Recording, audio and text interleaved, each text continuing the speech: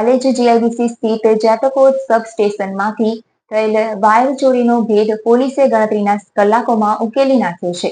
સબસ્ટેશનની ખુલ્લી જગ્યામાંથી 1.17 લાખની કિંમતના 700 કિલો એલ્યુમિનિયમ કંડક્ટર વાયરની ચોરી થઈ હતી. પોલીસે પીઆઈ કે.આર. વ્યાસના માર્ગદર્શન હેઠળ સીસીટીવી ફૂટેજ અને ટેકનિકલ સર્વેલન્સના આધારે તપાસ હાથ ધરી હતી. બાતમીદારોની મદદથી પોલીસે ટાટા પિકઅપ સાથે ખાલિદ ઉર્ફે ડાંગરી ઉર્ફે ભુરિયો યાકુબ ચરખા અને ઇસ્હાક ઇસ્માઇલ સકલાને ઝડપી પાડ્યો છે. પોલીસે ચોરીનો મુદ્દેમાલ અને પિકઅપ ગાડી મળી 3.17 લાખનો મુદ્દેમાલ કબજે કર્યો છે. ઇરફાન ઉર્ફે લાલી અને સલમાન ભોબા અને અંકિત ઉર્ફે અકી નામના 3 આરોપીઓને વોન્ટેડ જાહેર કરવામાં આવ્યા છે. પકડાયેલા બંને આરોપીઓ સામે અગાઉ પણ વિવિધ જિલ્લાઓમાં ગુનાઓ નોંધાયા છે.